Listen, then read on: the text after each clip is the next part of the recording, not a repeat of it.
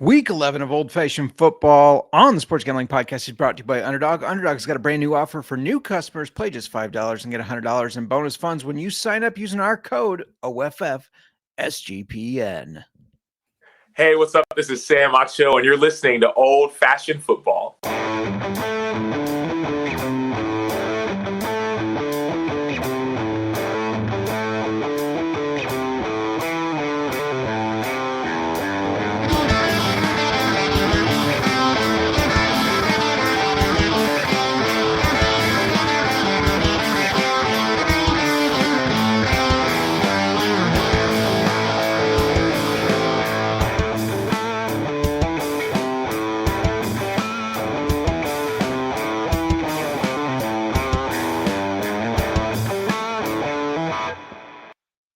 Welcome to Old Fashioned Football. If you're wondering who you're listening to, this is JMark. You can find me on the X at JMark Football. And if you're wondering who us is, that's at Old Fashioned FB. I know if you're tuning in live on YouTube, you're going, what the hell? Miranda is not there again. I promise she's alive. I didn't make her up. In case you're new to the show and you're like, he keeps saying he's got a co-host named Miranda that's allegedly his wife, but I haven't seen her yet. She is okay. She's just sick, very sick. Got some good meds today. Hopefully that puts her on the mend, but the show must go on, and we've got a guest. It's not me talking to myself this week. So you can thank the guest for that, because I'm sure nobody wanted to hear me continue to argue and gab with myself. Just a quick update. Colts and Saints are on a bye. So if you're playing the guy that has Jonathan Taylor, you are thanking your lucky stars that it lined up that you're playing him when the bye is there. I'll announce the guest in just a little bit. I also wanted to update. Where is it? No, back here, we got the absinthe. I promised if the Bears won 2 of the next 3 games that I would take a shot of absinthe. This is 130 proof. Absinthe is not for taking shots if you're unfamiliar. And I'm a whiskey guy. I don't know why I'm punishing myself for the Bears doing well. I don't know. Don't ask me. I don't make the rules. I mean, I do make the rules. It is kind of my show, but I'm doing it anyways. And but that's the deal I made. You know, I'm so used to the Bears punishing me. I guess when they do well, I still feel like I need to be punished. It's kind of ingrained in me, maybe. But so stay tuned for that at the end of the show. I'm not going to do it at the beginning of the show. We still got to keep this on the rails a little bit, not off the rails, though it's bound to go off the rails. I was told on Twitter that the show should be more under the influence on the show. I don't know if anybody really wants that. Let's be honest. I derail us enough. I get wild enough sometimes. So I don't know if anybody really wants that, but it is a comment I got on Twitter. We'll see how that goes. Now, this is normally a time that I would ask Miranda, what are we drinking today? But we're going to skip the whiskey review again until she's back, because we're doing scores for those, of course, and I want true scores from both of us, not me to score it and just assume her score. But I can tell you what I'm drinking today. I am drinking Belfour bourbon whiskey. This is the whiskey of the great Ed Belfour, who was a Chicago Blackhawk at a time. He was goalie, just in case you didn't know. This is finished with Texas pecan wood, and it's really quite pleasant. We've reviewed it on the show. If you missed that, you can find it in our reviews. It's good stuff, though. So anyways, get every episode of every show in one convenient feed. Search SGPN on your favorite podcast app to subscribe today. I'm going to run through these injuries super quick. These are going to be fast, so pay attention, and then I'm going to bring our guest on. We're going to get through every game that is this week, week 11. We're going to give you a lock each. We're going to give you a little bit of stats. You know, I started bringing the stats in, got some feedback that people like that. I also like how it kind of leads you into your bet, right? Though sometimes you got to fade the stats. You can't trust the nerds all the time. And we might talk a little bit of fantasy football as well. Cody, I wasn't supposed to bury the lead and say who the guest was, but the guest, forget you heard who it was. The guest is in, I don't know, like 128 fantasy football leagues. That's not accurate. Miranda and I go back and forth on how many leagues he's actually in, but he can answer any fantasy football questions you have if you have them. Yeah, so let me just go over these injuries real quick before I bring him on. Jackson Dart in that concussion protocol. I worry that if he did not get injured, the Bears don't win that game, but I'll take the win. Jameis Winston expected to start in his place, which is kind of fun. I mean, Jameis deserves it. I think that could really hype the team up, and I would love to see them win. If you don't know who they're playing, stay tuned.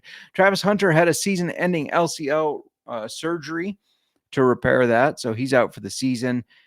If you were these guys I saw drafting him in the third or fourth round of the fantasy football league, you obviously didn't listen to myself, who doubted his abilities to make an impact, especially in year one. So sorry for that. But I saw him go in the third and fourth round in so many different leagues. It was confusing to me.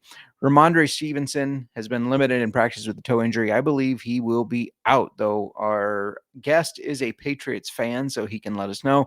Garrett Wilson has a knee injury. He's expected out, though the coach said just ask the reporters that are reporting on it, but the reporters say 3 to 4 weeks.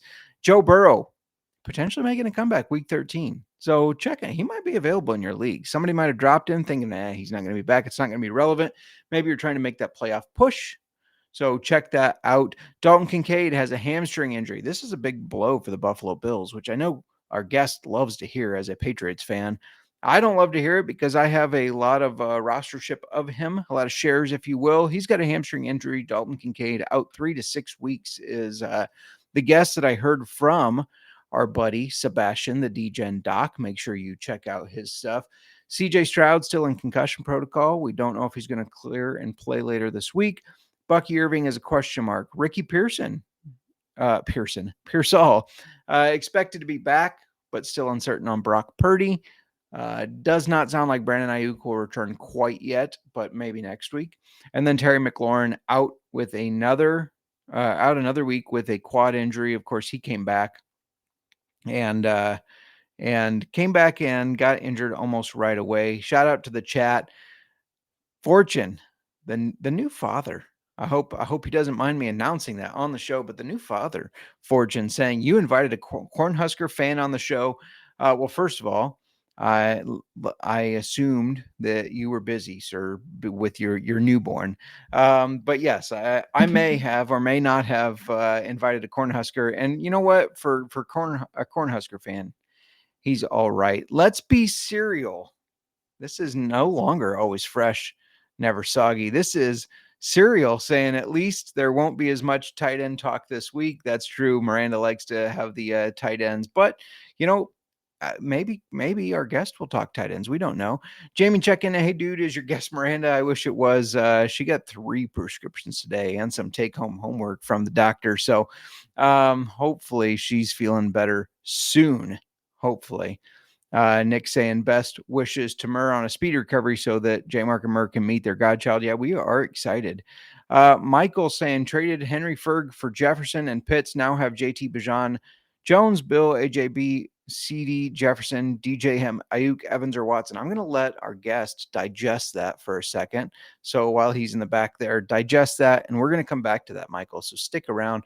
Don't forget to like and subscribe. And Serial saying, congrats, Nick. I can confirm that his son is super cute. Looks nothing like him, thankfully.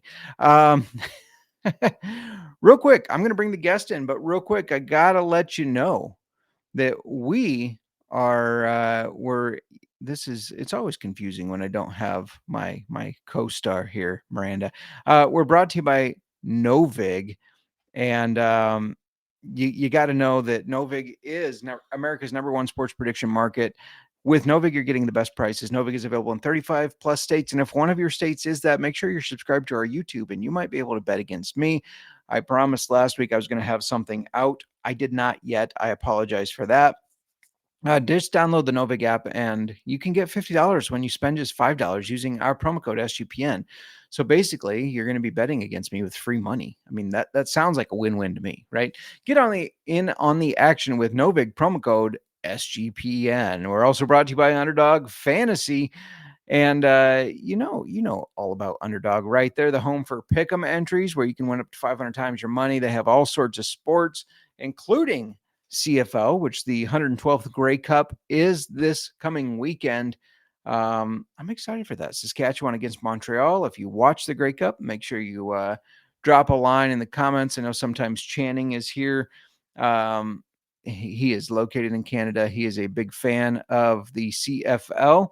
And I'm curious who he thinks is going to win this one. But you can, if you're a brand new customer, you've never tried Underdog. See, I'm getting myself on a side tangent already. All you got to do is sign up with promo code OFFSGPN and play $5, and you're going to get $100 in bonus funds. That's a lot. Between Novig and Underdog, I'm throwing a lot of free money at you right now.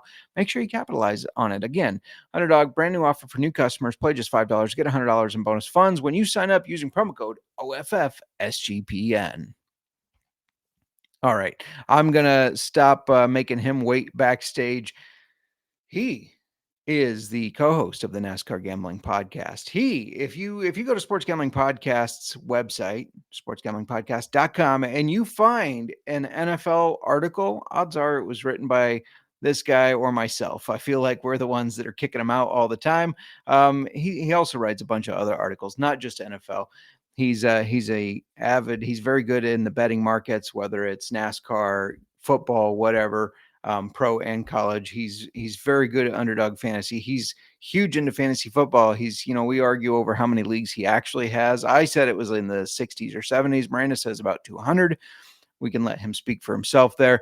And he was nicknamed by the new father. And I can throw this out because he's a new dad. You can't tell him that he can't have the nickname. Please welcome to the show, Cody Sassy Zeeb. Cody, how we doing, man? Wow, that was quite the intro. Appreciate it. Thanks for having me on. A couple of things I wanted to start by. I did make Justin send me a picture of Miranda holding up today's newspaper, so I can confirm she is still alive, and best wishes to her. Hopefully, she'll be feeling better soon and get back soon. You brought up all the fantasy football leagues. I got a couple of questions for you. Yeah, Listener League. Who's in first place in the Listener League? Well, yeah, I wasn't going to bury the lead, but I'll go ahead and throw it out. Cody is the number one seed. He notched another victory this week. Number one. Who's first place in the NC Football League? Oh, I haven't even checked. Is that you as well? You don't have to check. It's me. I'm killing everybody. So love it.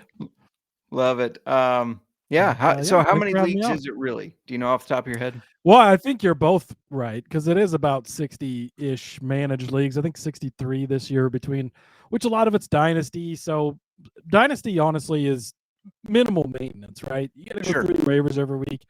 You got to set your lineups. You got to do, but there's a lot less. But obviously, then some redraft. There's some guillotine leagues, some pirate leagues, a little bit of everything mixed in there. The 200 range is, if you add all the best ball stuff in there, which of course is just, over an Underdog fantasy, and you don't have to manage it. You set it essentially. So, yeah, I'm a bit of a fantasy guy. Absolutely. Yeah. I don't even remember what Underdog calls it. The whatever the $25 entry is. Best Ball Mania. That's it. Got two first places out of the 3 entries that I have there. So I'm feeling pretty confident. I'm feeling good. 2 first placers. So let's hope we can advance and win some real cash, right? That's right. That's the goal. Absolutely. Hey, let's we had a fantasy football question from Michael. Not even gonna try to pronounce what the end there is. He got Henry and Ferg for Jefferson and Pitts. He has his lineup here: JT, Bijan, Jones, Bill, AJB, CD, Jefferson, DJ Moore. I assume that is Ayuk, Evans, Watson. Win or loss? What do you think? That's a lot to intake. It is. I was trying to diagnose this while I was backstage there. I mean, getting Jefferson for Henry and Ferg, wow, congrats. That's great. Buying on the dip there. But yeah, I mean, your team feels loaded. Having JT, that's key in any fantasy football league right now. He's obviously killing everything. Bijan, of course, is dangerous. You could probably cut Bill. He's not been much of anything. AJ Brown, I'll save it for the prop section, but I think AJ Brown's about to have himself a big week this week after his comments. CD obviously is great. DJ Moore is trash. Brandon, sorry, Justin, but he because he's just so inconsistent. I agree. But yeah, it's a pretty good team. Yeah. Well, he could be hit and miss too. Then DJ, I think in all of my leagues, I think I have 0 shares of DJ Moore because I learned many years ago not to mess with that. But yeah, it's a pretty solid team. I like it. Good squad. I still have Pitt's passion too, even though he's let us down a little bit here lately. Just a little bit. Yeah. As far as Jonathan Taylor goes, I mean, every week I'm like, really? And 3 touchdowns again? Are you kidding me? It's been pretty crazy. So if you drafted him, kudos to you. Yeah, that's who I have in the Mark League. And yeah, he's been really carrying that team for me because it's just, and I've got Achan too, which worked out really well for me this week. They both went off. So absolutely. And also I forgot to mention it. I was going to mention it when I brought you on, forgot, but a belated by one day happy Veterans Day to Cody, who is a veteran. So appreciate you for your service and happy Veterans Day, sir. I appreciate it. Thank you very much. Yeah, thanks to all the veterans out there. Shout out to all of them. I know Rod over my co-host on the NASCAR game still serving. He's actually on drill right now. So yeah, props to him as well. Absolutely. We're going to kind of go over some game previews. If you've tuned in, you know the drill. We try to do a 2-minute drill here, keep it to just 2 minutes every team, or every game, I should say. Now, Cody, you're filling in for Miranda. No offense, not as good looking, but that also means that you have to try to keep me on track. You got to kind of scoff at my dumb jokes, things like that. So I hope you're up to the task. Oh, I'm up for it. Brought plenty of tight end props too. Don't worry. I know somebody said earlier no tight end talk, but I listen to the show. I know what I got to do to try and step in while Miranda's gone here. Absolutely. And shout out to my parents who are always super supportive, both of them. Good hey, to see Cody you. And Cody Z, how you doing? Well, hey, well, doing great. Wow. I'm hanging out with your son, so that's pretty good. There you go. And before we jump into the first game, which includes your team, Sea Dog, I don't know if it's Cody Dog. Maybe it's you submitting a question that you want me to answer. That's okay. You were embarrassed to ask. My current wide receivers after injuries are Addison, Slayton, Terry, and Tucker. Running backs are Squan Dowdle, Aaron Jones, and Chase Brown. I got offered Kyron and Pickens for Rico and Addison. Is it worth it? Ooh, yeah, I would take that because Kyron alone is just amazing. And with the Devontae Adams injury right now, he's kind of been the go-to in the red zone. You know, I think he's going to play, but how bad is that injury? If it's something that nags at him or forces him to miss more time, could be great. The Rams offense is always good. And Pickens has been strong, right? I mean, Addison, I don't know. I love Addison. I have a ton of shares of him in Dynasty. I think term he's a great play. Trying to fit in and figure out that offense. I don't know that you're going to get hit on him week to week. Being able to flip Rico for whatever you got him for, which probably wasn't much, right? You probably picked him up off the waivers, if anything, and turn that into those two guys. I think that's a good trade for you. I think, you're pretty weak at your wide receiver spot, but I think you're going to have a great week this week. Darius Slayton has Jameis Winston and Trey playing against the Dallas Cowboys. So, week for Terry. Yeah. That's scary. I don't know if he's going to return at some point, but yeah, I would definitely make that trade. I actually like that a lot on your side. Yeah, I do too. I think I would grade Pickens a little bit better than Addison, even though I do think Addison's a good player. I just think that offense of the Cowboys a little bit more put together than McCarthy and the Vikings right now. So I would grade Pickens higher, both wide receiver twos in their team, obviously. And then I think Kyron he's a solid contributor. He may not have as many rushing yards as Rico, but he almost always gets his touchdowns. So I like that trade a lot as well. Yeah, honestly, like you might be getting the better player in both of those. Like I would take Kyron over Rico, and I would take Pickens over Addison. So I'm not on the top two. So I really like 100%. And Hunter saying, don't get me started on AJ Brown. I needed 4.5 points from AJB in the listener league to win. He got 3.3 on the first drive and 0 the rest of the game. That is rough.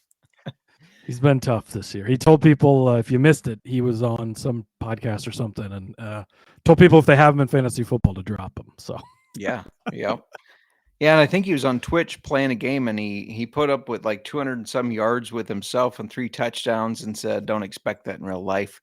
Now, usually the squeaky wheel gets the grease. I mean, Roma Dunze, a great example. He doesn't have any catches 2 weeks ago. His dad takes to social media, and then Rome Odunze gets the first target and many targets. So, sometimes it works out. Yeah. And generally over time, it's always interesting to me, like when he first started coming in, they were undefeated, and it's like, should you really be complaining? I mean, it sucks not balls, but you haven't lost any games. So I guess you can see where those priorities are when it comes to that. But hey, that's Steve for you. Absolutely. We're going to run these 2-minute drills as efficiently as Caleb Williams himself, who has been solid in his 2-minute drills. And we're going to start Thursday Night Football, where the 2-7 Jets head to Cody's New England Patriots, who are 8-2 after they pulled off the upset. They were the dogs. I said they were going to win that. I said put your money on the money line. They did. They're 12.5-point favorites. Their last game these two teams played was October of last year, and New England won 25-22. The Jets are 0-6-1 against the spread on the road after a straight-up win, and they're 3-11-1 against the spread on the road in November. So not too good. Patriots 13-2 against the spread at home on a winning streak of 3 or more games, which they are, and 12-3 is a favorite of 10 or more points. Cody, I'll let you lead the way. Who you taking in this? Are you riding with your team to cover? Yeah, I think this is pretty easy, honestly. The one thing I look at and scares me just a touch is we've had a lot of Thursday night divisional games, and it's almost always been the underdog that's been covering, even when it feels like it's a lopsided matchup. That's the only pause that gives them. But all those stats you just read off, all in the Patriots' favor. They're tied for best team against the spread this year, or maybe they're one half a game behind somebody, I think it is, at 7-3, in their 10 games. So been great against the spread. And you're playing a Jets team that's actually won 2 games in a row. They've had a bye in between there, but they've won their last 2 games. They are not going to show up for this game. They just traded everybody away. Yeah, they kind of had that bump last week, and we can still do it, whatever. That's going to be out the window. Might be a slow start. The Patriots tend to be a little bit of a slower starting team, so there might be some great live betting opportunities. I will be hammering live bets if the Patriots are close or down early in this game. They will find a way. Drake May sometimes takes a little bit to warm up. Once he gets going, it's not a problem. And the Patriots have not had any problem blowing out opponents this year that are bad, right? When they played the Saints, blew them out. When they played the Panthers, blew them out. There's been a couple of teams that they've really blown out that are bad teams, and I think we're going to see kind of the accumulation of how bad the Jets are.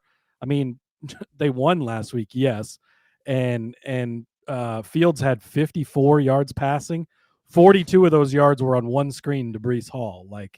Insane. The Patriots defense is going to eat them up. Jets to not score a touchdown at plus 425. Holy hell, cereal. Yeah, I'm definitely betting that. I think that the Patriots are going to take them to the woodshed, and this game's not going to be close.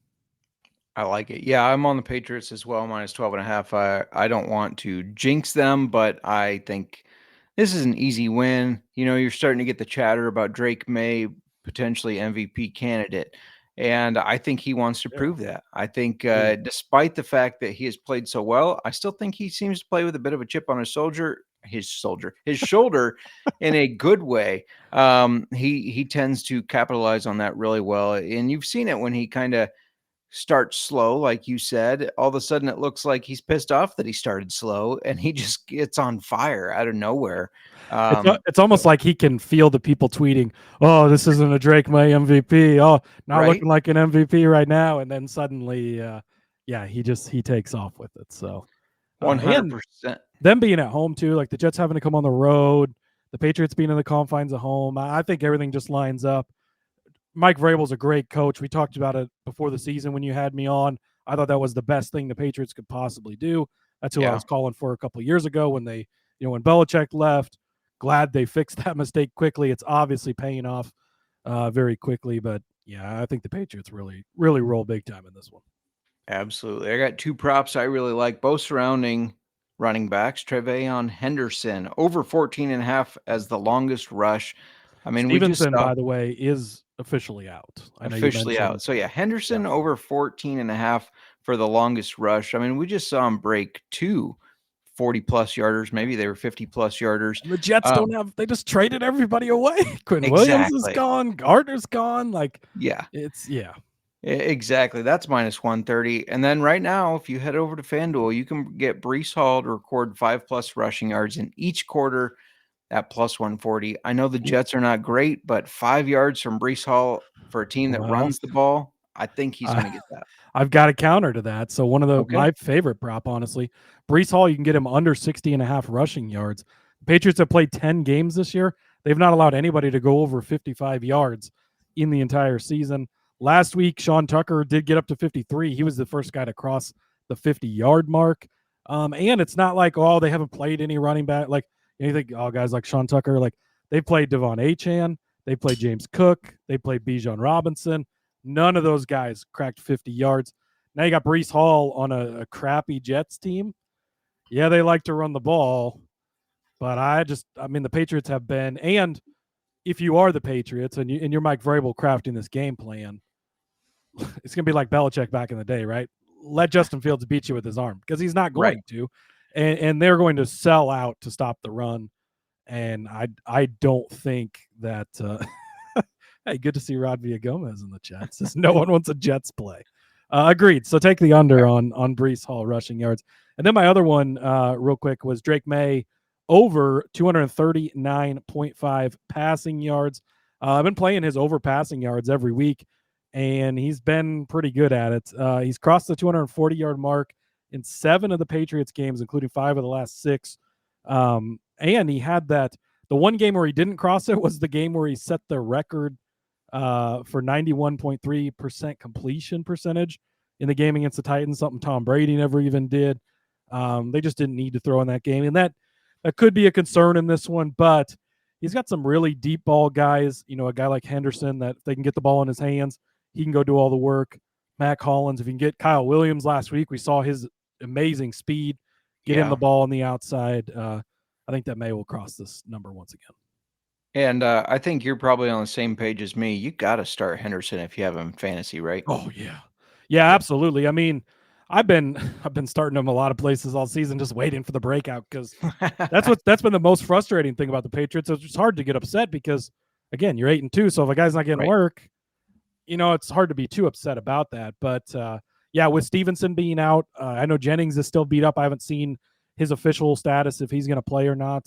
But yeah, you have to play Henderson. And the thing with Henderson is he's not going to get you a bunch of yards every play, but he's going to break 1 or 2 plays, like you mentioned earlier, which is why I love that bet you gave. Yeah. But he's going to hit those big plays. He's going to probably score. So yeah, I really like him as a play. I think he's a must play to get your week started off great. Absolutely. Moving on to the Sunday morning game, 8:30 Central. So get up and set your lineups early if you haven't set them already. Out of Madrid, Spain, the Commanders, who are 3-7, are 2.5-point favorites against the Dolphins that are 3-7. I won't say what I think of that line. I'll get to it in a second here. The Commanders are 1-6 against the spread in November. They're 5-17-3 against the AFC East. And then Dolphins are 11-4 against the spread in November and 14-10 versus the NFC East. So you got a lot pointing towards the Dolphins. I'm curious what you think. I know they're a division foe, but can you really call them a foe with how they're at now?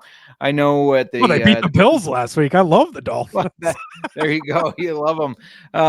I know at the preseason we talked about this Dolphins team, and you said that it was one way or the other. They were going to be really good, or they were going to be the worst team in the NFL. They have been. The funniest thing is, I think they've been both. Like last week, they beat the Bills and looked like they could be the greatest team, and yet most of the season they've looked bad. So I think they've kind of, in a way, fulfilled both of those. Diggs over 1.5 baby mamas in attendance. Yeah, I think you have to take the over on that. There's a lot of them. I think the wrong team is favored here. I'm all over the Dolphins money line. What do you think? Yeah, I have to agree. I mean, this game's ugly, right? You got 2, 3-7 teams. These overseas games have been kind of weird. They've been sluggish games for the most part, which I think always is going to help the underdog anyways. This Commanders team, I don't know. I thought they were going to be good, and they've not been good. I don't know. Brissett's been okay, but they got a lot of injuries. I think probably either way, you have to take the underdog in this. And so I actually feel better about Miami being the underdog in this game. So yeah, I'm gonna have to agree with you and ride with the Dolphins on this one. Yeah. So I was looking at props in this one. My favorite one, Jalen Waddle, against a very bad, by the way, Commanders defense. They're 30th ranked against wide receivers, fantasy football wise, anyways. But his over under is 78.5 at minus 114. He's gone over this in the last 5 of 6 games. That seems like a smash. Yeah, I like that one. My favorite one, Zach Ertz. You can get him over 42.5 rush or receiving yards, rather. He's had the last 2 games, had really big games with Mariota in at quarterback. Obviously, you're still missing Terry McLaurin. He's not going to play, right? McCaffrey is out now. Luke McCaffrey, he's done. Zach Ertz, kind of that safety blanket underneath. I think the Dolphins will be able to get a little bit of pressure there. He's going to keep dumping the ball off to Ertz underneath. And Ertz has actually been, if you're in kind of a pinch tight end wise in fantasy, Ertz is a decent guy to look at. He gets some catches, and he's not going to get a lot of yards after the catch usually, but he's good for some catches in PPR especially, and can rack up some yards. So yeah, give me the Zach Ertz over receiving yards, 42.5. Yeah, I like that. We talked about Bill Krosky-Merritt when we were answering Michael's question. I think I agree with you. He's droppable. I think this is Chris Rodriguez backfield right now. What do you think?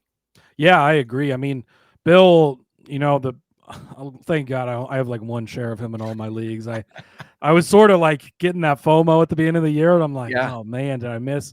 But really, he's had 2 good games, and he's just not looked good. And I don't know if it's a Commander's problem. I don't know if it's a Bill problem. But Rodriguez has looked a little bit better, and Eckler looked good to start the season. I think, I don't know, maybe he'll be fine long term, but he's not had any production. I don't know why that's going to start suddenly changing. And I think they get better results when Rodriguez is on the field. Looks like he's healthy again this week. So, yeah, I think, honestly, if you do have Bill, if you might be before your trade deadline or coming up, try and dump him off if somebody, wants him. But I think that the Bill fad has wore off, and he's kind of wore off. Yeah, no, I 100% agree. Moving right along, let's go ahead and get this out of the way because I'm curious what you think. My Chicago Bears, who are 6-3 now, second in the division, will tied. How about us with some good NFL teams? I like this. Let's go for a Bills Patriots Super Bowl. Why not? Why not us? Yeah, as long as the result's different than the last time it happened. Right, yeah, exactly. No, I think I liked the 46-10 result. The Bears are 6-3. They hit the road to Minnesota, who are 4-5. Minnesota's 3-point favorites. The Vikings have won the last 3 against the Bears. Bears are 3-7 against the spread as road underdogs of 7 or less points. They're also 7-17-1 versus the NFC North in the last 25. So not great, but they are 5-2 against the spread on the road in November, at least.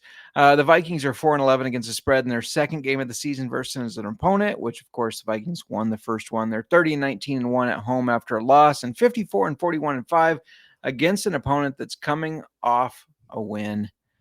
What are you doing here? Are you taking my Bears to win this game, or you think Vikings pull one over on them? Yeah, no, give me the Bears, actually. I like, especially in divisional matchups, when you have 2 teams that are both good, you always kind of think they're probably going to split them.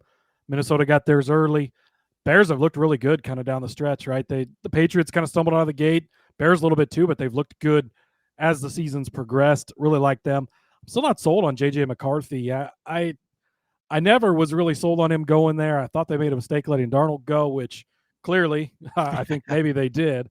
And we'll see, right? The jury's still out. We haven't seen a ton from him, but not overly convinced on him just yet. Caleb Williams, he's looking the part. They seem to have that offense kind of humming and looking good. So, and, divisional underdogs, always kind of want to lean that way anyways. Give me the Chicago Bears in this one.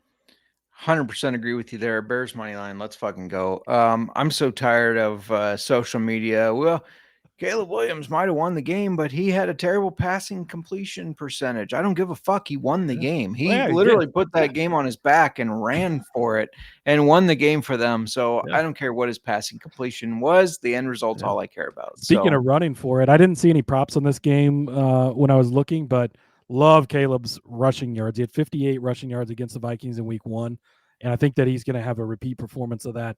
He's obviously been really good with his legs, and I think he will take the game into his own hands or onto his own legs, if you will, to help the Bears win this one. So whatever they set that rushing yards total at, I'll take the over on Williams. Yeah, I like that. I also like Roma Dunze over 4.5 receptions at plus 108. I know he's been a little hit and miss here and there, but he's the best receiver on this team. I know they have a lot of options as well. I still think he gets over that 4.5 receptions. Serial seems to think one of us is AI. I'm not sure. He said AI, right? Is that a and I don't know. compliment? Because one of us is Right. really good at this, or Right. I or are we miss the super days when boring? things on the internet were real, he says. Hunter, who is also a Bears Well, pretty fan, real. coming up or checking in with us. CD 90.3 points in 6 games, 15.05 average. Pittman 150 points in 10 games, 15 average. Of course, that goes back to last year when I said Pittman was going to finish higher than CD. I'm a year late, but it's still working out. And why not? Let's go Michael Pittman. Those Colts have looked really good. Bears fans are happy coming from behind to beat Bengals and Giants. I understand. Gotta win. Gotta play They who's in haven't front been of you. great. Gotta beat Yeah. them. Being realistic, I'm worried about our schedule going forward. We got a lot of divisional matchups. We have the Steelers, the Aaron Rodgers, who we can never beat. We've got tough games. Don't get me wrong. I'm not saying that we're going to the playoffs. I'm more realistic than that. But anyways, Yeah, but that's the Patriots had that same thing going into last week, right? Like, oh, they beat all these cupcakes. Now the Buccaneers are gonna. Patriots took it to the Buccaneers. I mean, the score was a little closer than the game was, but wasn't really that close of a game. I mean, and you got to beat who's in front of you, and not everybody's been able to do that. Look at the Buffalo Bills. Look at the Kansas City Chiefs to open the season. Even like, yeah, they look like world beaters now, but yeah, Hunter saying never apologize for wins. I got to agree with you there. It's the NFL too, which is this is why we love the NFL, right? Any given Sunday really is a thing. I mean, we've seen some crazy games in the NFL, and that's why we love it. And not to mention tough schedule, but I think we can beat these Vikings. The Packers, we play them twice. I feel like at least one of those, with how inconsistent they've been, we can beat them.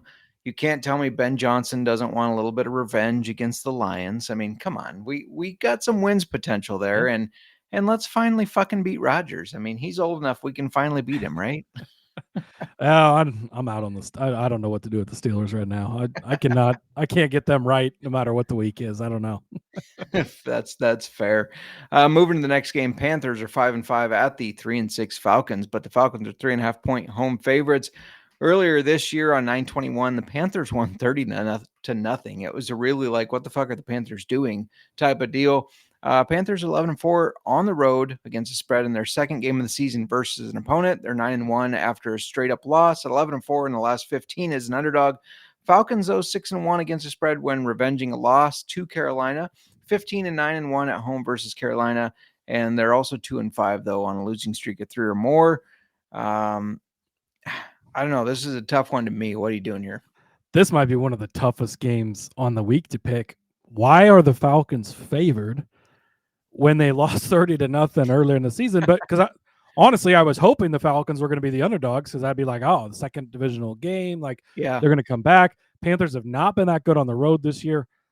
I don't love taking the Falcons at -3.5, but I feel like the Panthers are going to end up being a public dog probably because everybody's going to look back at that game earlier this year.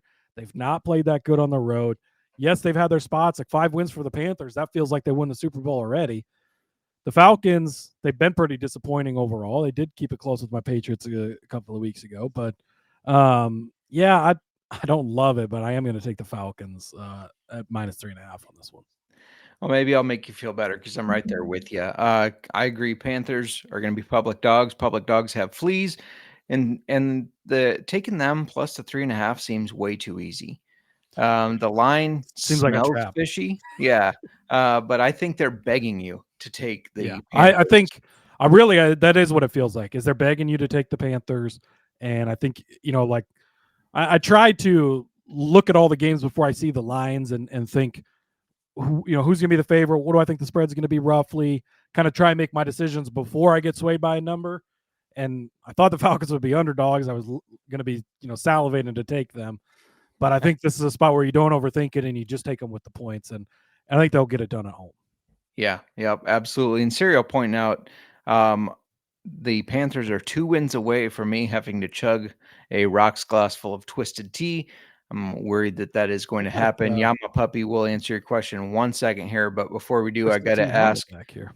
fantasy football wise, you think Drake, I mean, obviously you're starting Drake London, but does he keep up that insane touchdown streak he has? It's been pretty impressive. It's not gonna last forever, but you certainly can't. You got to ride it out at this point, right? You're not going to sit him. I mean, if you're scoring a touchdown every single week, which he has been, you got to ride it until the wheels fall off.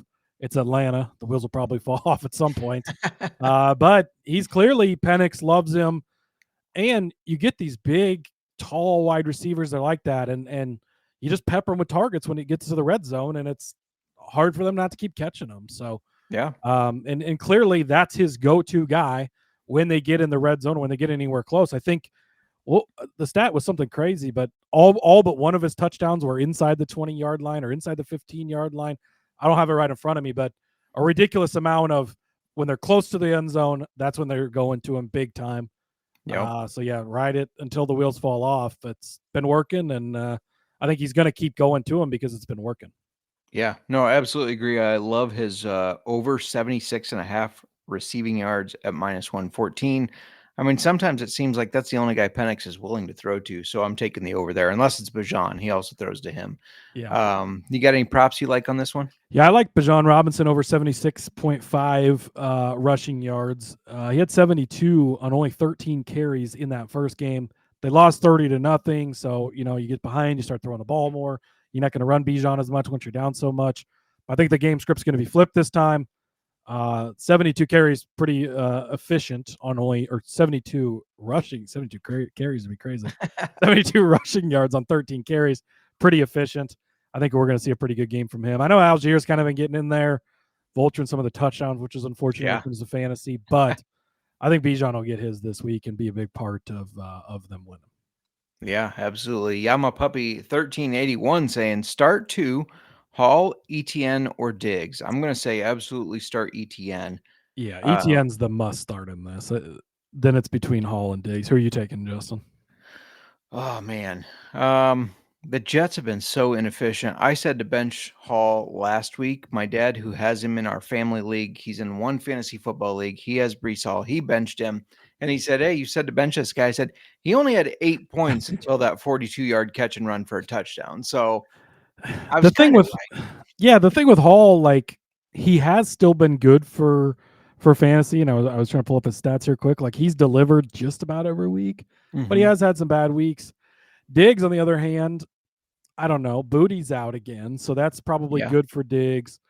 I think it's hard to sit Hall, even though I think, like I mentioned, that he's going to have under the rushing yards. I think he's going to be great. But it also might be where they have to start throwing him the ball. He might get a bunch of catches.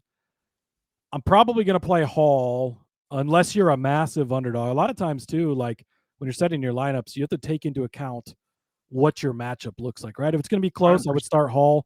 If you're a big underdog, start Diggs, because maybe he just has a big day on primetime like he did against Buffalo a couple of weeks ago in that huge Patriots win. So if it's a closer matchup, I'm going with Hall, the safer side. He's going to get some points. But if you're a big underdog, I would take the Diggs side. And then PPR, I'm leaning Hall. But if it's standard, I'm kind of leaning Diggs there because I think PPR, Hall can get a lot of these. PPR should be standard, by the way. But yeah, that's another story. No, I'm right there with you.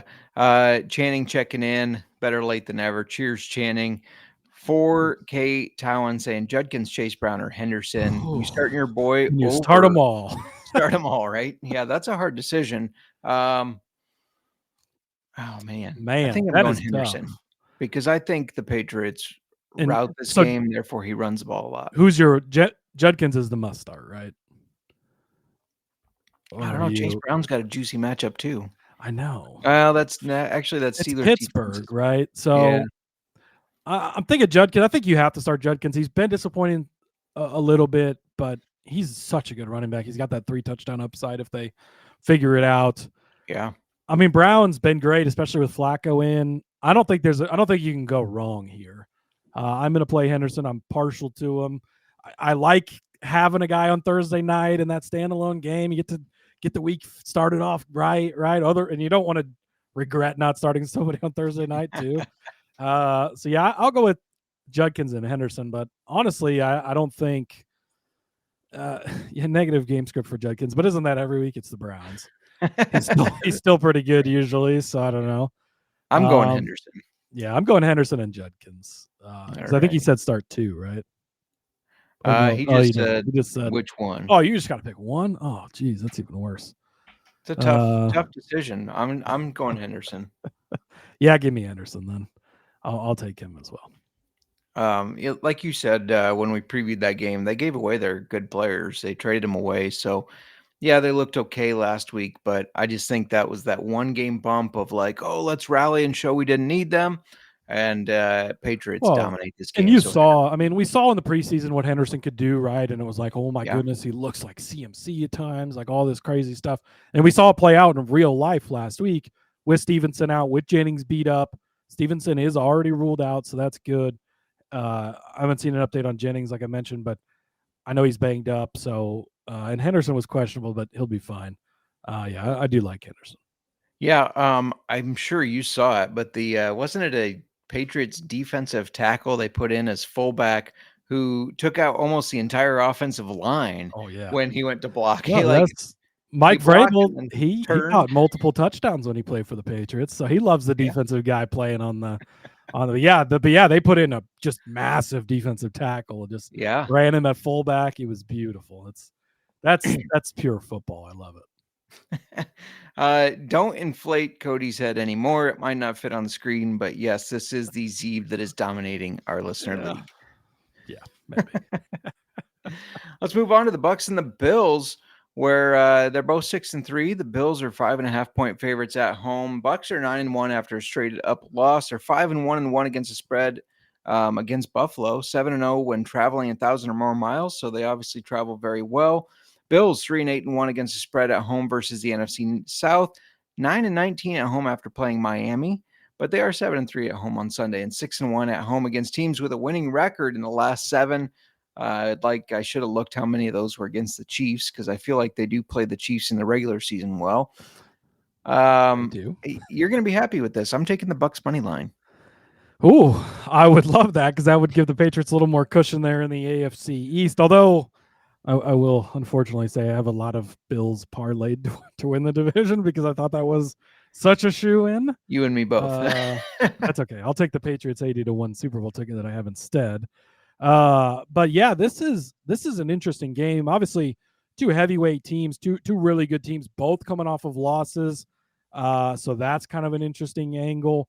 I think you have to take the underdog in this, just because it's probably going to be a close game. I could see this coming down to a field goal last second, whether it's Baker leading that last second drive or Josh Allen, or they exchange the drives, whatever it is. I think it's going to be a close game. And I don't think either side has a glaring, like, the Bills have won 5 in a row or something. So maybe it's a sleepy spot, a get-up spot for the other team. It's a get-up spot for both teams, and I think you have to take Baker as the dog in this one. The Bills not been great against the spread, as you mentioned. So yeah, I'll ride with you here and take the Bucs at 5.5 underdogs. Yeah. I love it. And with that, Baker's going to be throwing for touchdowns if they're going to win. So Baker Mayfield over 1.5 passing touchdowns is plus 124. Plus money for 2 touchdowns. I'll take that all day. I like it. I didn't see any rushing yard lines out yet when I was looking, but Josh Allen over his rushing yards, that's what I'm looking at. I think that, clearly the Bills, I cannot believe that the Bills did not trade for a pass catcher at the deadline. I think that was insane that they didn't. I thought for sure they would, and I'd love it for fantasy football purposes. Obviously, as a Patriots fan, I'm glad that they didn't, so that's awesome. But I think that he's limited on his pass catchers. Now you got the tight end hurt. I think Allen's going to have to run to keep the Bills in this. And he's really good at running the ball, right? And he can do that to keep them in. So I'm going to take Allen over the rushing yards. Again, not posted yet, at least right before the show here. But, I like Allen for his rushing yards. I like that. Shout out to Laura. I know she's a big fan of the NASCAR Gambling Podcast. Welcome to Old Fashioned Football, where we talk football and whiskey. That's right. Yes. Quick question for you. Love it. Good to see you, Laura. Thanks for joining us. Yeah. Fantasy football question for you. Are you trusting any of these Bills pass catchers with Kincaid out? I think it's hard to. I think if you can avoid playing them, it's best. Coleman has his spots. Knox, if you're just desperate, I mean, tight end streets are rough, right? And especially in fantasy football, trying to find a tight end that's worth anything. If you don't have one of the top guys, can be very tough. Knox is definitely a guy you can pick up and throw in your lineup. He's going to have to pass on the ball without Kincaid there to take away anything. It's all going to be Knox, right? That could especially lead to him in the end zone. We've seen Knox have good games when Kincaid has been out. Yeah. So I don't mind picking him up as a spot start guy to plug in if you need to. And I think Kincaid's going to be out a couple weeks. Did I see 4 to 6 weeks or something maybe? Yeah. Don't quote me on that, but I'm pretty sure he's going to be out for a few. So maybe he ends up being a guy that kind of catches fire, helps carry you into the playoffs for fantasy. But outside of that, I mean, Coleman, you can start if you need to, right? I know injuries are tough and depending on how deep your league is or whatever. But otherwise, there's nobody else really that you trust as far as the pass catchers go. Obviously, James Cook, Josh Allen, start them if you have them because you have to. But yeah. No, it's funny how Knox. I mean, he wasn't like a premier tight end, but he was a solid tight end. And as soon as they drafted Kincaid, he just kind of fell off the earth. Yeah, Knox was like a secret weapon for me. Yeah. I mean, I had him in so many dynasties, and it was like you just plug him in, and you're going to get 4 catches a week or whatever. Like it was just going to be solid every week. Then they drafted Kincaid, and it was just like, okay, time to drop him because the production went down so much. But with Kincaid being out, it is a great opportunity for Knox. He's another guy. I don't know if they had any props posted for him yet, but might be a guy you look at catches wise or anytime touchdown if you get a good enough number, something like that. For sure. And we won't quote you, but we'll quote our buddy Sebastian, the DGen Doc, also a veteran. He said 3 to 6 weeks is his guess for Kincaid. Okay. So you were right on the. That's probably where I saw. That's probably where I saw it. That's where I get most of my injury news is from Sebastian. He's great at that. Absolutely. So, let's move on to the next game. The Texans are 4-5, 7-point favorites at Titans, who are just 1-8. They played in September this year, and Houston won 26-0. Texans are 8-2 against the spread against Titans in the last 10. They're 2-8 as a favorite, though, of 7 points or more, but 9-1 after playing Jacksonville in the last 10. The Titans are 3-11-1 against the spread versus AFC, 4-20-1 on Sunday, 2-11-2 in the last 14 home games. None of that sounds good, and I don't buy into Davis Mills and these Texans, who I think will get the start again unless CJ Stroud does get cleared in the next couple days, but it doesn't look good. I also don't trust the Titans, so I think I have to ride with the Texans. Yes. Yeah, this is the easiest pick every week. You just pick against the Titans. They are horrendous against the spread. Even after they fired Callahan, it's not been any better. I mean, this is a bad football team. The only thing that scares me about the Texans coming off that emotional comeback win over the Jaguars, this big thing, but that defense is really good. Yeah. They are going to destroy Cam Ward. It's going to be a multi-interception game or that weird fumble backwards thing he's done multiple times where it's just like he drops the ball before they hit it. I don't know. But yeah, don't overthink this. The Titans, betting against the Titans and it only being 7 is like a gift from the betting gods. Just take the Texans on this because you cannot bet the Titans. I refuse to do it. I haven't done it in a couple of seasons, and I'm not starting now. I also think this is an excellent game to throw in teasers. Take the Texans, tease them down 6 points in a teaser to just have to win by 1. That's easy money there. Let's go on. Go ahead. Yeah, Davis Mills is serviceable too. Yeah. He's not CJ Stroud, which Stroud doesn't look great anyways, but Mills is a fine quarterback and he can get the job done. Yeah. So serviceable, a word that my co-host Miranda, for whatever reason, does not like. She doesn't like people to be serviceable. So Laura could use a gift. There's your gift, Laura. You get the Texans -7. Or a gift of whiskey. If you haven't tuned into the show, where we review whiskey almost every show, so maybe you'll find one that sounds really good to you.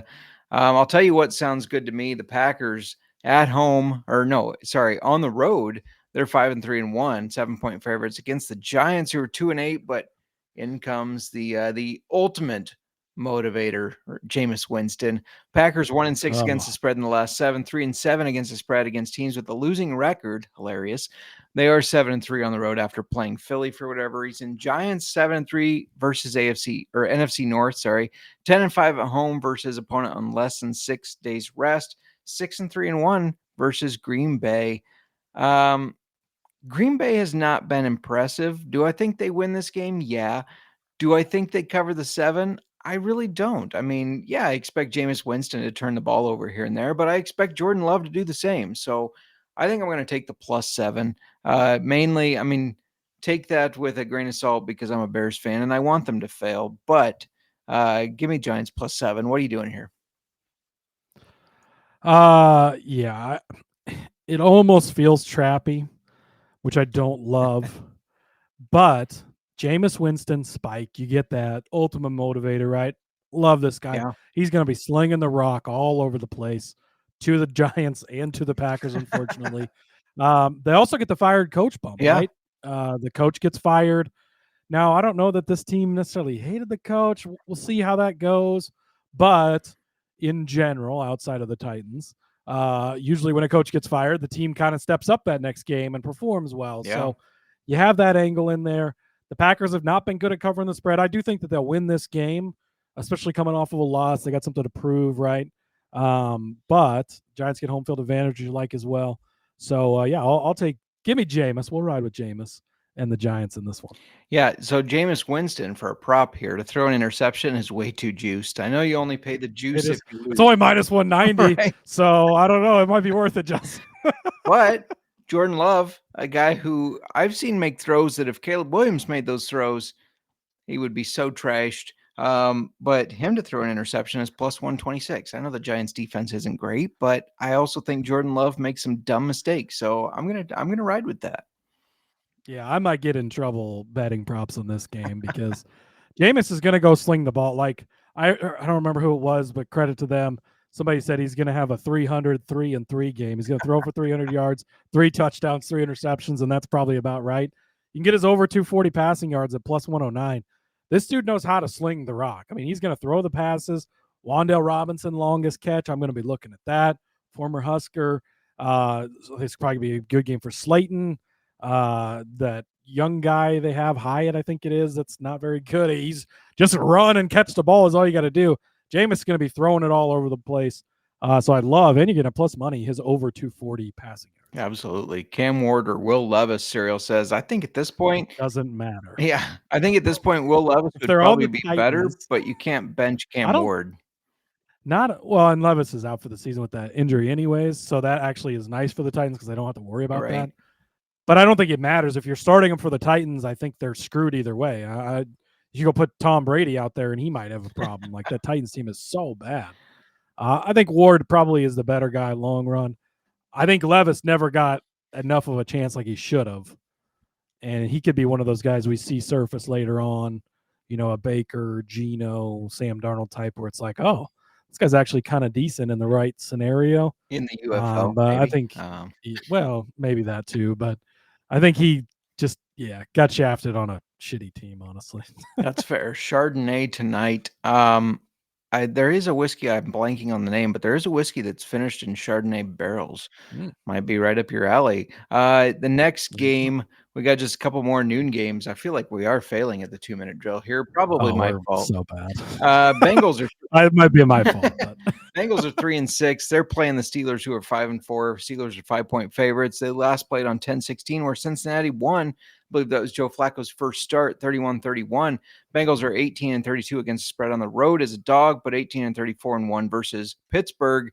And they do play well on the road on Sundays, though. 33-17 in the last 50.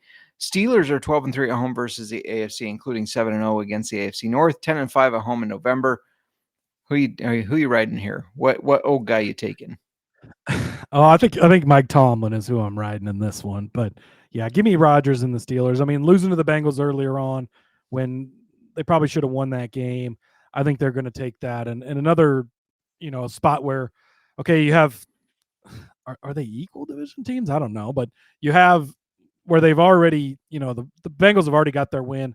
the Steelers aren't going to drop both games to the Bengals. I just don't see it happening. I think they'll cover. Cincinnati's coming off of that horrible loss to or wait, who did Cincinnati play?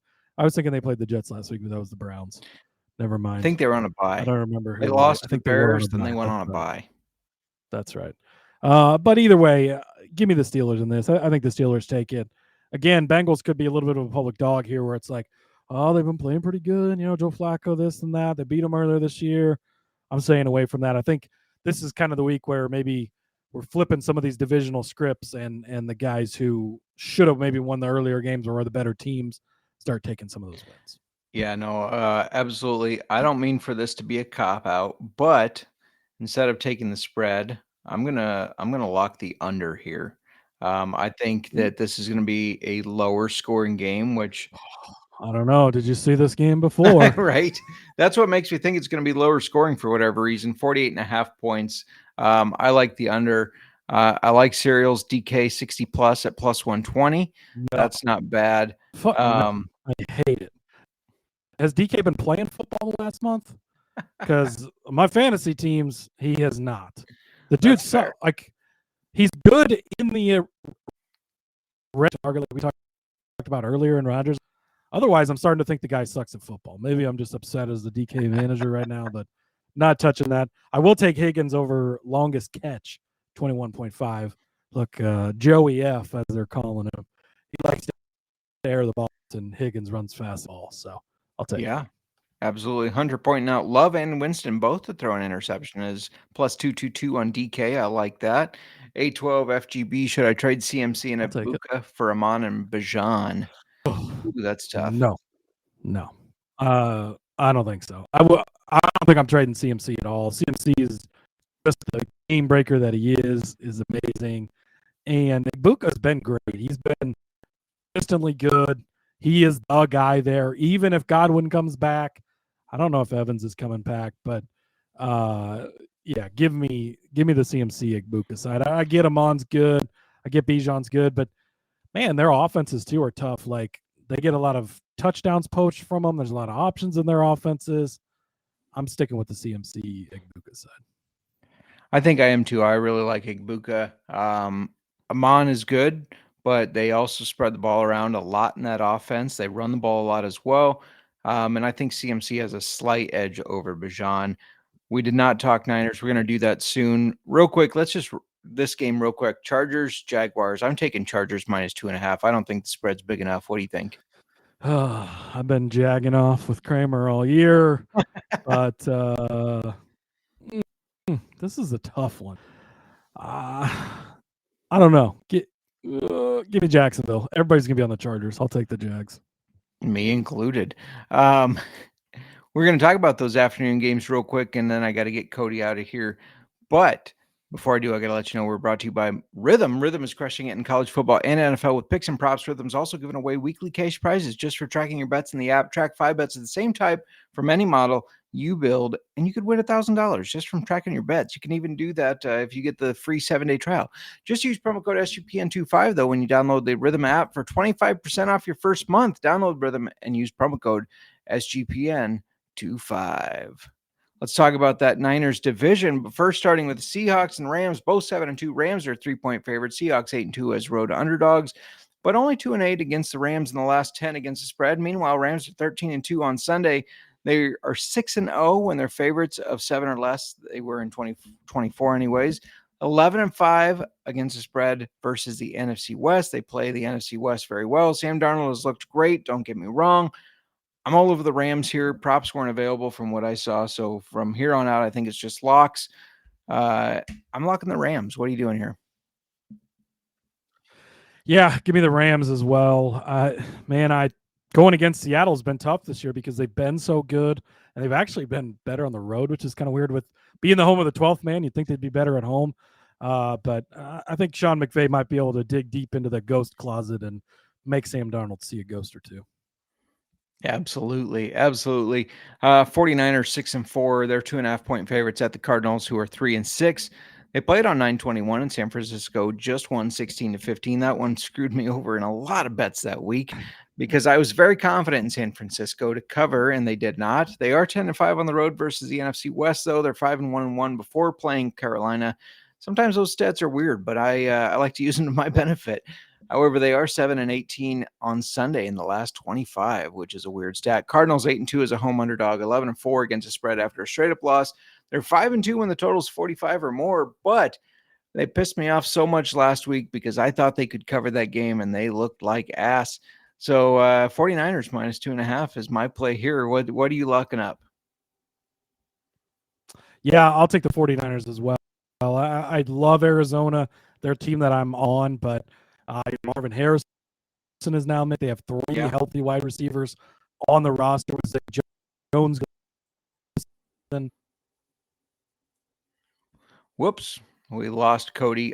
He was mentioning Marvin Harrison. Marvin Harrison, I forgot to mention that, had an appendectomy. Usually, historically, if you look at guys who've had appendectomies, they only miss a week, maybe two, but usually only a week. But he will miss this game for sure. So yeah, they will be without Marvin Harrison. Welcome back, Cody Sassy Zeeb. That Nebraska internet. I mean, I get it. It's the Northern Lights playing with the signal, right? I'm sure that's what it is. Yeah. So, but yeah, I do love the 49ers in that game, especially getting less than a field goal. I think they're going to take it to Arizona. Yeah, absolutely. I know you got a hard out coming up here, so let's fly through these games. Ravens are 4-5. They're minus 8-point favorites against the Browns, who are 2-7. They played on 9-14 in the Baltimore 141-17. Ravens 11-4 in the last 15 against Cleveland. Browns are 1-4 so far with Gabriel. It's not been pretty. They're also 2-8 against teams with a losing record, which the Ravens technically have a losing record, though I do think now that they're getting healthy, they're better than their record shows. I'm not betting the Browns in this game. I'm taking the Ravens. What do you think? Yeah, it scares me to be on a big favorite, especially in the NFC North, a team that, or a division that always plays each other close. Mm-hmm. But it's the Ravens' time, right? They've got to go. Like, it's go time. You have to show up, pick up these games, put them down, and get in the win column. They're still very much alive to win the division, and I think that they will. So I don't love a big number, but give me the Ravens minus 8. Yeah, see, and I speaking of divisional showdowns, the Chiefs 5-4, 3.5-point favorites against the Broncos, who are 8-2. Chiefs only 1-6 against the spread in November, but they're 29-19-2 when on the road as 7-point favorites or less. They are 1-6 against the spread against the Broncos, though. Broncos 12-3 after playing on Thursday night, 10-4-1 before the bye, and 6-1 against an opponent who just played Buffalo. But I think as much as I like the Broncos and as good as they have looked, even though they haven't, everybody's arguing they haven't beat quality teams, this would be a great win for them. I just think this is a chance for the Chiefs to change the narrative on their season. I'm taking Chiefs minus 3.5. What are you doing here? Yeah, the Chiefs are just the better team here. I think this might be a low-scoring, ugly game. That's what the Broncos have thrived on this year. I could see that being the case, but it's another case of, like, they're only 5-4. It's time to step up. They've looked like one of the best teams lately, and the Broncos are in that weird window where they have one game in 23 days or something. So they're looking, they're coming off of a mini bye already, looking ahead to the real bye next week. Sleepy spot for them. I get it's the Chiefs, but I think that the Chiefs show up for this game, and I think the Broncos might not show up for this game. Kansas City, at only 5-4, they are in kind of that we need to win some games thing, and I think that they will get this. This is another one where 3.5, it's like, oh, maybe they only beat them by a field goal, but I think you take the Chiefs in this, and I think they'll take care of business. Yeah, absolutely. Checking in with the chat. Ricky Pearsall and Brock Purdy back. I had not heard about Brock Purdy. So every week we hear about how Brock might be back. Right. But it doesn't, like, we didn't even talk about it because I don't think it matters. I think you take the 49ers. Yeah. Whichever guy's starting. So Hunter pointing out Ravens' third straight road game, which I heard the Patriots covered on 3 straight road games, which was impossible. That's what I heard everywhere was impossible. Never been done in the history of the NFL. They're not gonna. They did. I don't know how I just noticed, but Cody and I did not coordinate our shirts, by the way. Color coordination. Laura also not liking the Broncos pick. She's or the Chiefs pick. She's on the Broncos. Sorry, Laura. Sunday Night Football. This is a big one for the Bears because the Lions are 6-3. They're on the road at the 7-2 Eagles, who are 2.5-point favorites. Eagles so far have beat the NFC North teams, while the Bears have beat the Eagles division there. So it's been a nice trade-off, a weird partnership. Lions 13-2 against the spread on a road versus NFC. They're 5-0 when revenging a loss. And out of all the trends I looked at, I know you can looking at trends on VSiN if you have a paid subscription, which I highly recommend. They got great information and great shows there. All the trends point towards the Lions. However, all of the trends also point towards the Eagles minus. They are 1-6 against the spread at home against an opponent that just played Washington. Very weird stat, but that's how it is. 8-2 on Sunday, 8-2 at home against teams with winning records, 9-1 against efficient offenses, 11-3-1 at home as a 7-point lesser favorite. They're both good teams. I'm leaning Eagles. It's probably my Bears fandom though. Eagles 2.5 cover. What do you think here? Eagles are the best team in football. Been saying it all year. I'm going to continue to say it. I think that they're the best team in football. I think they'll find a way to get it done. They did the other night in Green Bay, on the road, in a tough game. Now they get another tough opponent like this. I'm on the Eagles just about every week, and it goes right more than it goes wrong. It seems like they are the best team in football. I still fully believe that. Give me Philadelphia. Yeah, no, seeing eye to eye there, and I like it for the Bears. If Bears win and Lions lose, we own the division, even if it's just for a week. Monday Night Football, Cowboys, Cowboys 3-5-1 or 3-point favorites against the Raiders, who are 2-7. Dallas is 8-2 on the road on Monday. They're 12-3 against the spread on the road when they have more than 6 days rest as well. Raiders 6-1 at home on the road on Mondays, but only 1-8-1 when the total is over 45 points, which this is. I'm taking the Cowboys here. The Raiders have been feisty, don't get me wrong, but I think the Cowboys really need this win, and I think they go out and get it, and they do it in a great way. Yeah, Cowboys coming off of a bye. The Nealon thing, right? Obviously that horrible tragedy. Very unfortunate. But yeah, -3. I think over everything in this game. I think this is going to just be sloppy defenses. I think that the Raiders will probably be able to get to Dak with Crosby, right? But outside of that, I mean, I think that the Cowboys just overpower the Raiders in this one. I'll take the Cowboys as well. The Raiders not a good team. I know they beat the Patriots to open the season, but that's the highlight of their season, really. So, I'll take the Cowboys in this one. Absolutely. And Geno Smith banged up, so I think he does play, but he is banged up, so something to keep an eye on. I'm going to let Cody get out of here. He's got stuff with the fam, which I 100% support, but I appreciate you filling in for Miranda. Hopefully she feels better next week and is on the show. But in the meantime, do you have any other bets or fantasy advice you want to add? And if not, let everybody know where they can find you and what you're up to. Yeah, I appreciate you having me on. Always a lot of fun. Definitely miss Miranda, so give her my best, and hopefully she'll be back on the show better than ever next week, feeling better. Love to see that. Jimmy G is in Los Angeles, Laura, to answer your question there. He's the backup for Backing up Stafford, who's looked pretty good, especially fantasy football-wise. But, just check out sportsgamblingpodcast.com. Like you mentioned, tons and tons of articles over there all the time. Already have my Thursday night breakdown over there. College football upset parlay will be coming out here shortly today.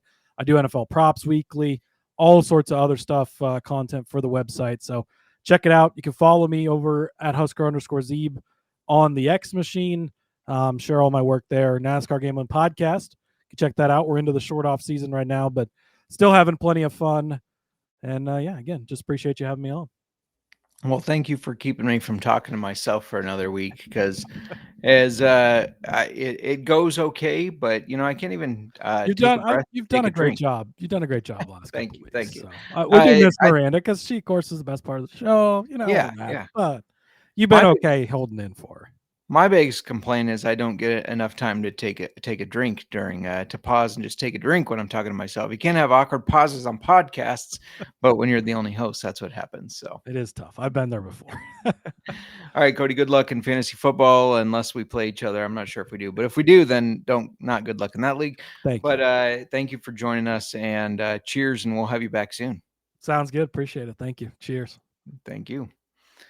All right, I got a couple more things for you guys. If you remember, we always have bottle lock bets. And thank you, Laura. You'll be back. I appreciate it. My usual co-host is my wife, Miranda. She's been very sick, so she's missed our last. This is the third episode she's missed. She's really bummed about it, but she A, doesn't have a voice, and B, is coughing a lot, and she understands that nobody wants to listen to her cough. If you're familiar with our bottle lock bets, we started off hot, or basically, let me explain real quick. $20 can get you a bottle of Evan Williams Bottle and Bond, which is a really good bourbon. I keep it in a decanter behind my desk here for those rough days. It's really good bourbon. But we thought, why not take these $20 and make some bets and see if we can get a better bottle? We have a $60 bottle. If you followed along with us, you made $60 off your $20, which is a nice profit. That we're going to buy still here and review. But we're working on this one that it's got a lot of red. It's got a lot of red, don't get me wrong, but we still got money, right? So this is what we did last week. We had only $4.53 left. We put it on an anytime touchdown parlay. We won that anytime touchdown parlay and won $26.96. Now, the graphic guy didn't get a chance to make a graphic, so you're going to have to follow our socials at Old Fashioned FB for the graphic. I will post it. However, let me tell you what we're going to do for our bottle lock bets. First, we're going to take $15 of that 20. Again, it was $26.96. We're going to take $15 and put it on Patriots, Chargers, Texans, Packers, the over in the Lions Eagles game, and on the Cowboys as a 6-point teaser. That's 5-1. We're putting $15 on there. That's going to pay $90. So now we're looking at it. When that hits, we got a $90 bottle of whiskey. But we're not done there. We're also taking Dolphins -2.5, Texans -6.5, Chargers -3, and Chiefs -3.5. Those are the games I feel the most confident on. $5 on that will pay you $62.64. Now you're at $152.64. That's a good price, right? $152 bottle of whiskey. You can get a nice bottle of whiskey there. And then I know if you're doing the math, you say, well, we got $6.96 left. What are we going to do with that last $6.96? Are we leaving it? No, we're going to bet that too. We're going to send it all. We're going to win some money this weekend. And with that money, we're going to buy a really nice bottle of whiskey. Because we're also taking Jalen Waddle, Drake London, Jalen Warren, RJ Harvey. We hit our anytime touchdown parlay last week. We're going to hit it this week. That's 4 guys, all to score a touchdown. It's 14-1. So set the $6.96 will pay you $105. So now we're looking at a $257 bottle of whiskey that we're going to be buying because we're going to hit all of these. We're going to hit it. We're going to buy a $200 bottle of whiskey, $250 bottle of whiskey. It's going to be phenomenal. I'm excited to buy that whiskey because we're going to hit all those bets. I will post them on our socials. Don't worry. Laura's sending chicken soup to Miranda. Really appreciate that. She found the recipe, but I did make a homemade soup last night that had celery and carrots and garlic. And what else did we have? Onion. And you cooked all that, then you blend it together. You got chicken that you've baked. You shred the chicken, put it in there, and some stars from, I forget the brand name, but it was an Italy product, so it's less additives, if you will. And so I took all that, put it all together, and made her a homemade soup to help her feel better. Real quick, got a couple things left. If it's your first time joining the show, which Laura, I think it's your first time joining the show, we have a listener league, fantasy football listener league, and it's sponsored by Keeper's Heart Whiskey. Keeper's Heart is the first of its kind blend that brings together the best of Irish and American whiskeys, creating a smooth, rich flavor that's perfect for game day. Whether you're celebrating a win, processing a tough loss, or just relaxing with friends, Keeper's Heart is the whiskey that keeps traditions alive. Find it at your local liquor store or at keepersheartwhiskey.com. Don't forget to sip responsibly. And just a quick update on that league, Cody Zeeb, who was our guest, he's leading it. He notched another victory. So did Hunter, Sebastian, Kate, who is a distiller at Keeper's Heart, who is in the league, which is really cool.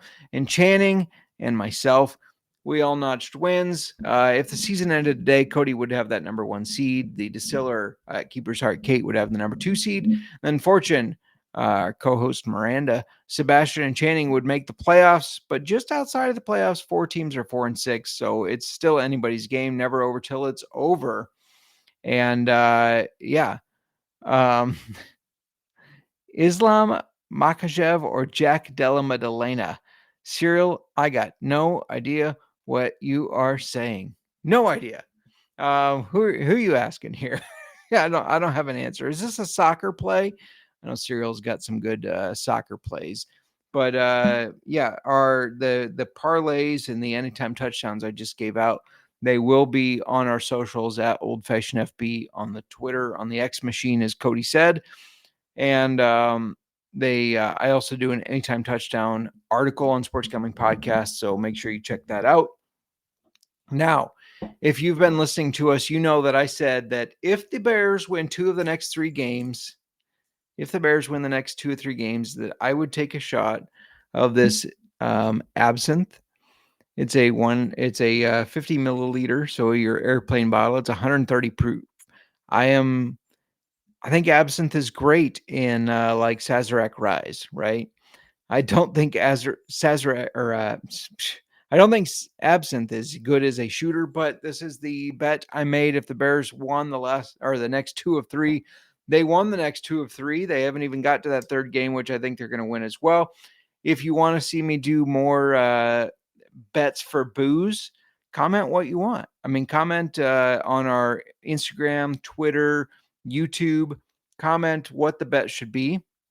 Make it surrounding the Bears, please. This is a deal where the Bears aren't punishing me by losing, so I might as well punish myself because that's what I'm used to. This is what I promised, that I would take a shot of absinthe. The Bears won the next 2 of 3. They won the 2 games in a row. So here we go.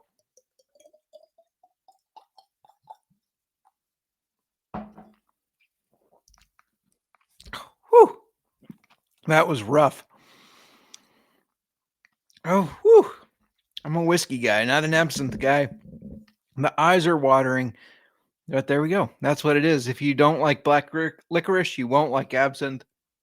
That's exactly what it tastes like. Luckily, I do like black licorice, but 130 proof.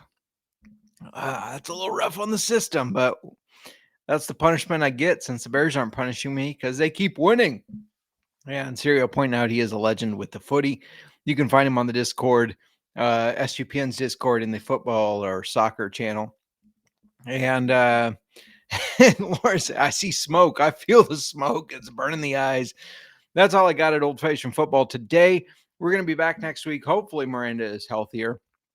She will join us again. We'll preview every game. We give a lock and a dog. Some of these props were not available, so check our Old Fashioned Football. JMark going to be seeing Dancing Bears tonight, says Serial. Hell yeah.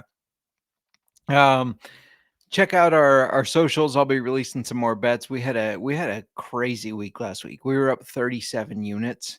If you track the units, we were up 37 units. All unit sizes matter, as I say on this podcast. But that's all I got for today. Make sure you check us back next week. I appreciate you joining. I appreciate Cody for joining us. He's an excellent guest. I just met him through the Sports Gambling Podcast Network. Because of his love of football, his love of fantasy football, we just really connected. Even though he's a Cornhusker fan, I get it. He's a Cornhusker fan. I'm a Hawkeye fan. We're born to be rivals, but he's a great dude. I really appreciate him joining. He always brings great insight. He's always a fun guest, so I really appreciate him. That's all I got. My absinthe is gone. That's all I got for today. And we stick with the same sign off. We used to be just auction fantasy football. We've expanded, but we stick to the auction fantasy football sign off. We're on ESPN. When you were in a auction fantasy football draft, they used to have a guy. They don't have anymore. Fuck them for that, but they don't have anymore. But he used to say, going once, going twice, sold.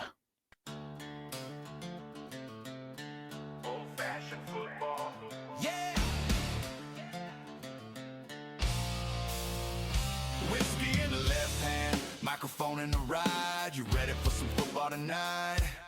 Throw it up, light it up, crank that sound. Old-fashioned football, we holding it down. JMark and Miranda, that power play combo. Talking NFL fire, whiskey in the bottle. Bring the ice cause they dropping heat. Barrel strength bet, knock you off your seat. Yo, game time, baby. Grab your glass and your phone. Keeping up with stats, single barrel picks, taking over the zone. Props and parlays, blowing up like code. They decode the league like a whiskey mode. Old-fashioned football, that's the crew, that's the fam. JMark and JMark, you know who I am. 200 episodes deep, grind so fine. Old-fashioned flavor, age like fine wine. Horrors and NFL drama. What? Turn it up, yeah. Hard news, BT, bring the fire. Come on, old-fashioned football. Never tired. Drums and NFL drama. What? Turn it up, yeah. Hard news, BT, bring the fire. Come on, old-fashioned football.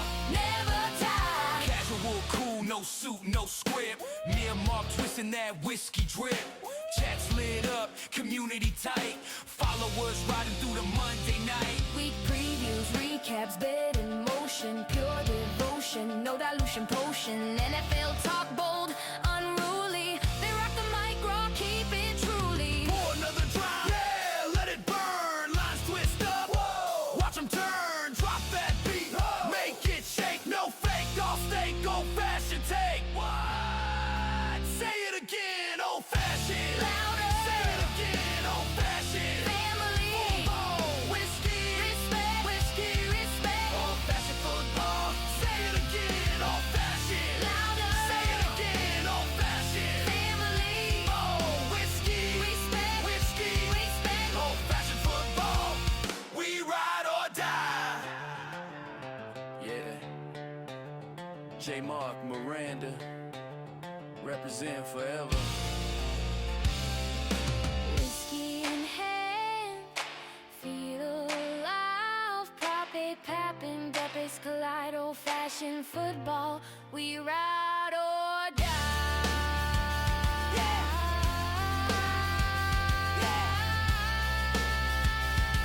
Old-fashioned football, we ride or die.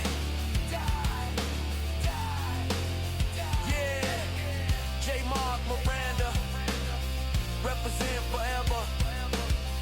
Whiskey football, family respect. Now keep that old-fashioned rolling.